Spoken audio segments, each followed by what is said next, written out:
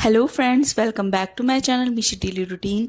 तो मैं फिर से आ गई हूँ बहुत ही ज़बरदस्त और अमेजिंग टिप्स लेके आपके पास। तो चलिए स्टार्ट करते हैं बगैर टाइम वेस्ट किए।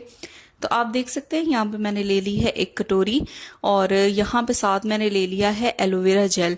अच्छा, एलोवेरा जेल आप कोई सा भी यूज़ कर सकते हैं, या तो आप मार्केट वाला भी ले सकते हैं, या अगर आपके पास घर में फ्रेश एलोवेरा प्लांट है तो आप उसका भी जूस यहाँ पे निकाल सकते हैं। तो ये देखें, यहाँ पे मैंने एलोवेरा जेल ले ली है थोड़ी सी। अच्छा, अब ये जो मैं पेस्ट बनाने लगी हूँ ना, ये स्कार्स के लिए, दाग धब्बों के लिए बहुत ही ज़्यादा इफ़ेक्टिव है।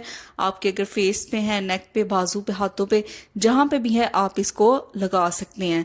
तो देखें, यहाँ पे मैंने थोड़ी सी क्वांटिटी जस्ट आपको दिखाने के लिए बना रही हूँ। उसके बाद यहाँ पे तकरीबन थोड़ी सी हल्दी हमने ऐड कर देनी है। आप समझ ले कि जैसे हाफ टी स्पून के करीब यहाँ पे हल्दी ऐड कर देनी है और इसको एलोवेरा जेल के अंदर मिक्स कर देना है। हमें पता है कि एलोवेरा जेल हमारी स्किन को तरोताज़ा रखने में बहुत ज़्यादा हेल्पफुल है, और साथ ही साथ जो हल्दी हमने ऐड की है वो भी जख्मों पे और जो स्कार्स होते हैं उनको रिमूव करने में बहुत ज़्यादा बेनिफिशियल होती है। तो इन दोनों चीज़ों का ना आपने इस तरह से एक पेस्ट बना लेना है। तो ये देखें, बिल्कुल इस तरह सा रनी सा आपका ये लिक्विड बन के तैयार होगा। अब जहाँ पे भी आपको फेस पे स्कार्स हैं या आप अपनी स्किन को तरोताज़ा रखना चाहते हैं, तो वहाँ पे आपने सिंपल इसको इस तरीके से अप्लाई कर देना है और 2 से 3 मिनट के लिए आपने अच्छी तरीके से इसको मसाज कर देना है उस एरिया पे।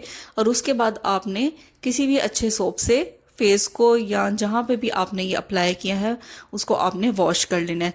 तो हफ्ते में 2-3 दफ़ा आप इस्तेमाल करें तो आप खुद इसके वाज़िया रिजल्ट देखेंगे कि बहुत ही अच्छी रेमेडी है स्कार्स के लिए या दाग धब्बों के लिए। तो मैं उम्मीद करती हूँ कि ये टिप आपको बहुत ज़्यादा फ़ायदा देगी।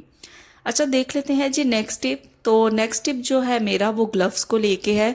देखिए, हमारे घर में इस तरह के ग्लव्स होते हैं, रबर वाले या प्लास्टिक वाले। हम ग्लव्स का यूज़ करते हैं किसी भी चीज़ को मैरिनेट करना हो कुकिंग के दौरान, या ज़्यादातर हम बर्तन धोने के लिए इस्तेमाल करते हैं। अच्छा, देखिए यहाँ पे ना मैं एक दफ़ा ना आपको ये पहन के दिखा देती हूँ। जो टिप मैं आपको बताना चाह रही हूँ वो टिप किस चीज़ से रिलेटेड है वो भी मैं आपको दिखाऊंगी। तो सबसे पहले मैं इसे अच्छे तरीके से ना एडजस्ट कर लेती हूँ अपने हाथ के ऊपर। तो देखिए, जब भी हम बर्तन वगैरह धोते हैं, हम ग्लव्स पहनते हैं, तो क्या होता है कि यहाँ से आप देख सकते हैं नीचे से जो ग्लव होता है वो लूज होता है।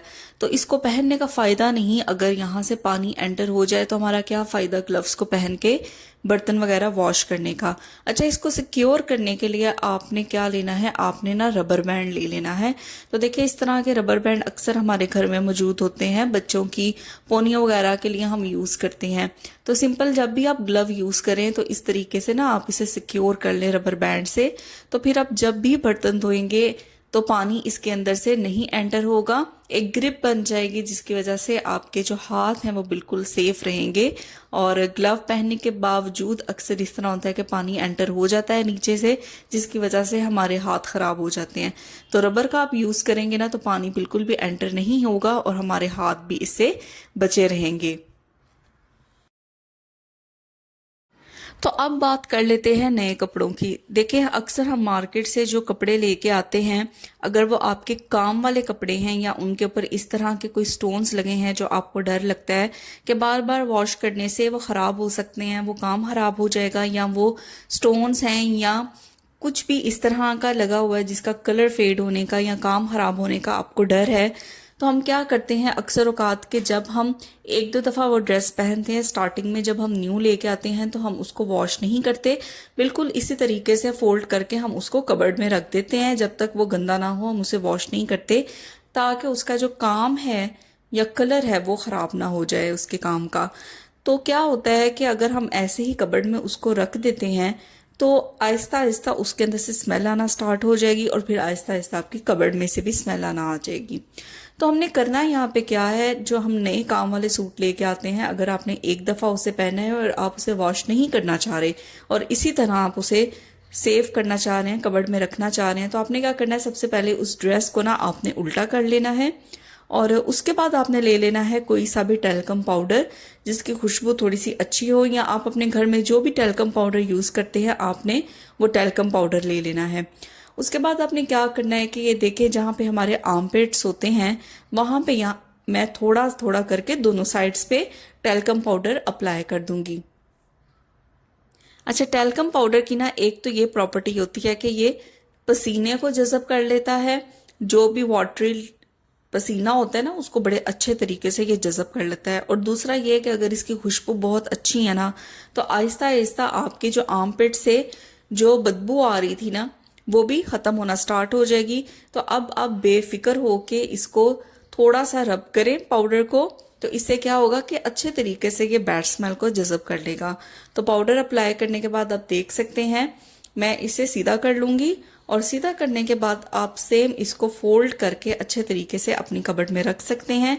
ना तो आपके ड्रेस में से स्मेल आएगी और ना ही आपकी कबर्ड में से स्मेल आएगी। तो ये बहुत ही इफेक्टिव वे है अपने ड्रेसेस को, अपने काम वाले ड्रेसेस को, न्यू ड्रेसेस को सेव करने का। तो आप यहाँ पे देख सकते हैं कि आपके सामने ही मैंने यहाँ पे सीधी कर ली है और बिल्कुल भी नहीं पता चल रहा कि आपने पाउडर लगाया है। और एक आपने चीज़ जो ज़रूरी ख्याल रखना है वो ये रखना है कि पाउडर आपने शर्ट को उल्टा करके ही लगाना है ताकि वो सामने से नज़र ना आए सीधी साइड से। तो इस तरीके से आप इन ड्रेसेस को सेव कर सकते हैं। तो देखिए, जब भी हम शॉपिंग के लिए जाते हैं तो इस तरह के जो शॉपिंग बैग्स होते हैं वो अक्सर हमें मिलते हैं। जब भी हम कोई कॉस्मेटिक की चीज़ लेते हैं, कोई परफ्यूम वगैरह बाय करते हैं तो हमें इस तरह के बैग्स में वो चीज़ मिलती है। अच्छा, आप देख सकते हैं कि यहाँ पे इसके अंदर ये परफ्यूम का बैग है और यहाँ पे मैं परफ्यूम की बोतल रखूंगी। जाहिर है शीशे की ये बोतल है, तो इस तरह से हम इसको कैरी करते हैं। तो कैरी करने के दौरान क्या होता है कि ये ऊपर से खुला होता है और अक्सर इस तरह होता है कि हम इसे गाड़ी में ऐसे ही रख देते हैं, या कभी इस तरह होता है हम किसी जगह पे रख के इसको ऐसे ही भूल जाते हैं। तो क्या होता है कि ऊपर से तो ये ओपन होता है तो वो चीज़ बाहर गिरने का डर भी होता है और ख़राब भी होने का डर होता है। तो इसको किस तरीके से हम सिक्योर कर सकते हैं ताकि जो हमारी जो चीज़ है ना वो भी ख़राब ना हो और वो इस शॉपिंग बैग के अंदर भी रहे और हम बिना फिक्र इसे किसी भी जगह रख सकते हैं। तो ये देखें, आपने क्या करना है कि ये जो स्टेप है ना, आपने बिल्कुल सामने वाली जो स्टेप है उसको थोड़ा सा बाहर निकालना है और जो क्रिस क्रॉस मैनर में आपने इसको ना इस तरह से टाई करना है। तो देखिए, जो सामने वाली इसकी स्टेप थी वो मैं उसके सामने वाले होल के अंदर ऐड करूंगी। थोड़ा सा आप फोर्स लगाएंगे ना तो ये बाहर निकल आएगी। तो ये देखिए कितनी इजीली यहाँ से निकल आई है। तो सेम उसके सामने वाली को उसके सामने वाली में हमने इस तरीके से थोड़ा सा पुश करेंगे तो ये बाहर निकल आएगी। तो दोनों साइड्स को ना हमने सेम इसी तरीके से अरेंज कर लेना है बैक की स्टेप्स को। तो ये दूसरी साइड पे जो है उनको भी मैं इसी तरीके से कर लूंगी। थोड़ी सी आपको एफर्ट लगानी पड़ेगी लेकिन ये आपके लिए बहुत ज़्यादा बेनिफिशियल साबित होगा। यकीन करें, इस टिप को आपने ज़रूर एक दफ़ा आजमा के देखना है। तो ये देखिए जी, दोनों साइड के स्टेप्स को मैंने आमने सामने इस तरीके से डाल दिया है। अब यहाँ से आपने इन दोनों को इस तरीके से खींच लेना है और ये दरमियान वाला पोर्शन थोड़ा सा मैं बाहर निकालूंगी ताकि मैं इसको कैरी कर सकूं। और आप देख सकते हैं कि कितनी सिक्योरली ये ऊपर से टाई हो गया है, बंद हो गया है। अब ये आपके अंदर, इसके शॉपर के अंदर जो भी आपका सामान है, चाहे वो कॉस्मेटिक का है, चाहे परफ्यूम का है, कोई ऐसी चीज़ है ये टूट सकती है। तो ये देखें बिल्कुल भी बाहर नहीं गिरेगी। आप बेफिक्र होकर इसको कहीं पे भी रखें और इजीली आप इसको कहीं पे भी कैरी कर सकते हैं। तो है ना ज़बरदस्त सा टिप, एक दफ़ा आजमा के ज़रूर देखिएगा। देखें, फीमेल्स के पास इस तरह के स्ट्रेटनर या कर्लर्स हमारे पास होते ही हैं। तो क्या होता है कि अक्सर जब भी हम इनको परचेज करते हैं, थोड़ा अरसा तो हम इसका जो डिब्बा होता है, बॉक्स होता है, उसको संभाल के रखते हैं, लेकिन फिर कुछ अरसे बाद क्या होता है वो ख़राब होना शुरू हो जाता है और हम उसको डिस्कार्ड कर देते हैं। और जब भी हम स्ट्रेटनर या कर्लर को यूज़ करते हैं तो क्या होता है कि हम उसको ऐसे ही रख देते हैं और उसकी वायर को समेटते नहीं इस तरीके से। अच्छा, यहाँ पे ना मैं आपको अपने स्ट्रेटनर की या इस तरह का कोई भी आपका डिवाइस है उसकी वायर को बड़े अच्छे से टाई करना सिखाऊंगी। तो ये देखिए, सबसे पहले मैंने वायर का ना एक लूप बना के बिल्कुल स्ट्रेटनर के साथ अटैच कर दिया है और जो बाकी की वायर है ना वो मैं इसके इर्द गिर्द लपेटती जाऊंगी। तो वायर को अच्छी तरह से पहले आपने खोल लेना है ताकि उसके अंदर कोई बल ना हो। तो एक लंबा सा पहले आपने लूप बनाना है स्ट्रेटनर के साथ और फिर जो बाकी की आपकी वायर होगी आपने वो सारी की सारी इस लूप के साथ टाई करती जाना है। तो ये देखिए अच्छे तरीके से ना ग्रिप हो जाएगी, बहुत अच्छी भी लगेगी और सिमटी हुई लगेगी आपकी ये चीज और इसकी जो वायर है वो भी जल्दी खराब नहीं होगी। अब ये देखें अच्छे तरीके से मैंने इसको इसके इर्द गिर्द टाई कर लिया है। अब जो इसका स्विच वाला पार्ट है उसको हमने इस लूप के अंदर से गुजार देना है। तो ये देखिए, ये सामने आपको जो लूप नजर आ रहा है ना, यहाँ से मैं स्विच को इसके अंदर गुजार दूंगी और नीचे से इसको थोड़ा सा खींच लूंगी ताकि जो स्विच है वो इजीली टाई हो जाए। और अगर आपकी वायर के साथ इस तरह का एक सिक्योरिटी वाला बना हुआ है ना, तो आप उसको इसके साथ अच्छे तरीके से ना टाई कर सकते हैं।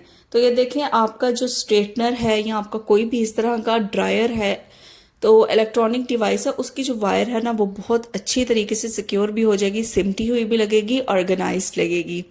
तो अपने जो इलेक्ट्रॉनिक डिवाइसेस हैं उनकी वायर को इस तरीके से आप भी समेटना स्टार्ट करें। अच्छा, देख लेते हैं जी आज की वीडियो का लास्ट टिप। तो देखिए, मैंने आपके सामने जो फ्लेम है वो ऑन कर दिया है और इसके ऊपर मैंने रख दिया है एक पैन। अब यहाँ पे मैं ऐड करने जा रही हूँ तेज पत्ता, या जिसको हम बे लीफ भी कहते हैं। तो यहाँ पे मैंने एक बड़े साइज का बे लीफ लिया था और इसको थोड़ा सा 3 टुकड़ों में मैंने काट के डाल दिया है।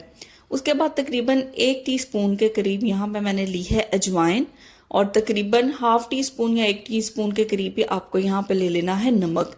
अब आपने फ्लेम को बिल्कुल हाई कर देना है और हाई फ्लेम पे आपने इन तीनों चीज़ों को रोस्ट करना है। इन तीनों चीज़ों को रोस्ट करते हुए आप देखेंगे कि जब फ्लेम बहुत ज़्यादा हाई हो जाएगा और ये रोस्ट होना स्टार्ट होगी तो इनके अंदर से धुआं निकलना स्टार्ट हो जाएगा। अच्छा, ये जो धुआं है ना, ये मॉस्किटोज को यानी मच्छरों को बिल्कुल भी नहीं पसंद। और अगर आपके घर में बहुत ज़्यादा मच्छर आते हैं तो सोने से पहले या शाम में एक दफ़ा आप ये वाला धुआं पूरे घर में दें, खिड़कियां और दरवाजे खोल के, ताकि इसकी जो स्मेल है वो आपको कुछ ना कहे, लेकिन जो मच्छर है उनको ये बिल्कुल भी पसंद नहीं होती। तो इस तरीके से अगर ये धुआं आप पूरे घर में देंगे पैन पकड़ के, तो यकीन करें जहां जहां कोनों में मच्छर वगैरह छुपे होंगे वो निकल के बाहर आएंगे और मर जाएंगे। लेकिन इस चीज़ का आपने खास ख्याल रखना है कि अपने जो घर की जो खिड़कियां हैं इस प्रोसेस करते हुए वो आपने थोड़ी देर के लिए बाद में खोल देनी है ताकि सफोकेशन ना हो। तो मैं उम्मीद करती हूँ कि ये टिप भी आपको बहुत ज़्यादा फ़ायदा देगा। तो मेरी आज की वीडियो आपको कैसी लगी आपने ज़रूर बताना है। अगर आपको पसंद आई है ना, तो आपने इसे अपने फ्रेंड्स एंड फैमिली मेम्बर्स के साथ ज़रूर शेयर करना है। क्या पता कोई सा भी टिप उनके भी काम आ सके। और वीडियो पसंद आई है तो इसको लाइक करना है, कमेंट करना है, चैनल पे नहीं है तो चैनल को सब्सक्राइब ज़रूर करना है और बेल नोटिफिकेशन को भी ज़रूर प्रेस करना है, ताकि मेरी हर आने वाली जो वीडियो है ना वो आप तक आसानी पहुँचे और ये फ्री ऑफ कॉस्ट है। तो मैं उम्मीद करती हूँ आपको ये वीडियो पसंद आई होगी। मिलते हैं नेक्स्ट वीडियो में। Till then take care, bye bye.